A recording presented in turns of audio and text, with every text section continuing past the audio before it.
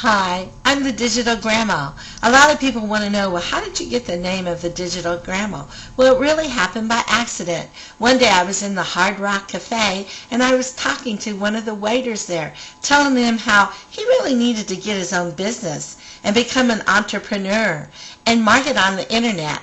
The next thing I know, he brought all his friends around the table, and we were talking and laughing, and then one of them said, "You know, you're just a regular old digital grandma, aren't you?"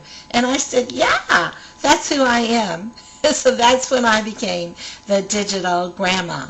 Well, some of my digital assets began way back in the 1960s. When I was in high school, we had an assembly, and they said they were going to start a class called computer programming. I went home and told my mom, who was a key punch operator, who gave me advice that she thought I really should sign up for that class.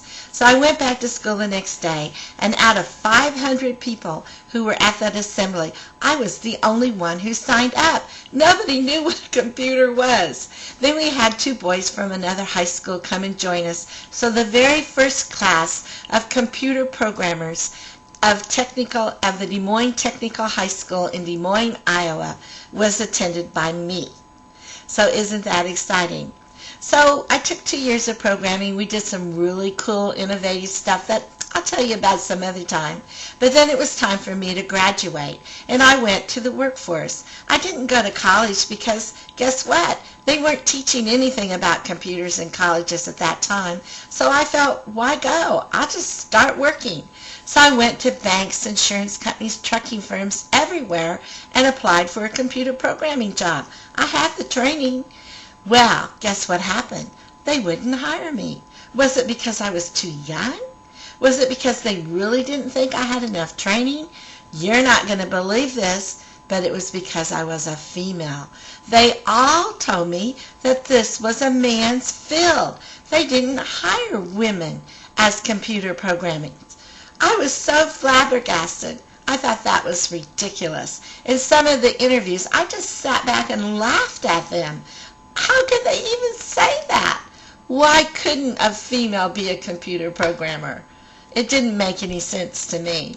Well, finally I went to a company, an insurance company, who wouldn't hire me as a programmer because all their programmers were men, but they took a chance and hired me as a computer operator. I was the first female computer operator they ever hired, and of course I worked out just fine. Well, here I am 40 years later, and I'm still in information technology. But guess what? Now it's time for me to retire. And next year I'm going to be 62, and I've got it in my head that it's time to retire. I really want to start my retirement and enjoy my older years. But guess what? It might be in my head, but it's not on paper. I can't afford to retire, so I'm getting very frustrated. So then I ran across some friends of mine who told me about this uVme thing. It's about a gaming program that's just getting ready to explode to the whole world. People all over the world are going to be playing these games. They're so much fun. They're so innovative. And there's a little twist to it that makes the games a little bit different than other games that people play on the internet. Well, I was very excited, especially when I found out that this hasn't even been launched before. We're in pre-launch. So this is the right time to position yourself for that big boom of when everyone begins to play the game. Another thing I liked about it was the people I met at uVme.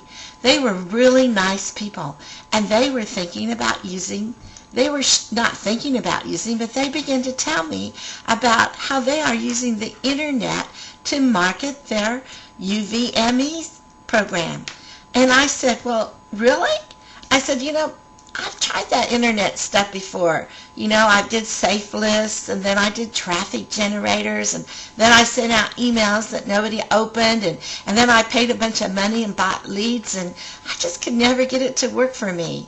But they reminded me that the internet's changed just in the last couple of years. Today we've got technology advancements that can marry up to marketing your own business and make a perfect fit and it will be successful because the internet has some new tools and new opportunities for people to market on that doesn't require all of the things that we did in the past. They call it rejection-free marketing. Isn't that exciting? That's the part I love, because before, when I tried other businesses, I hated asking my friends and family to buy my product. I hated it when they said no, they weren't interested. I wasn't very good at rejection, even when I used to go home and practice that phrase, some will, some won't, so what, who cares, something like that. But it just didn't work for me because I did care. There was a so what to it. But now I can market with my friends who are showing me how to do this on the internet, and it's rejection free. People are chasing me. So I've got a 2-for-1 here. I've got a great product, a fun product, a product that I think the whole world is ready for and going to do. All those baby boomers are getting ready to retire, and I bet they'll be playing these games. And I've got a marketing team behind me that's teaching me how to market on the internet, and it's rejection-free marketing. So come ahead, join the team with me. I want you, the baby boomer, to be part of my team. It's not too late, and if you want to retire next year, you better get on board with me so we can be ready and have that residual income that we're going to need for years and years and years to come. So join my team, and I'll talk to you later. Bye.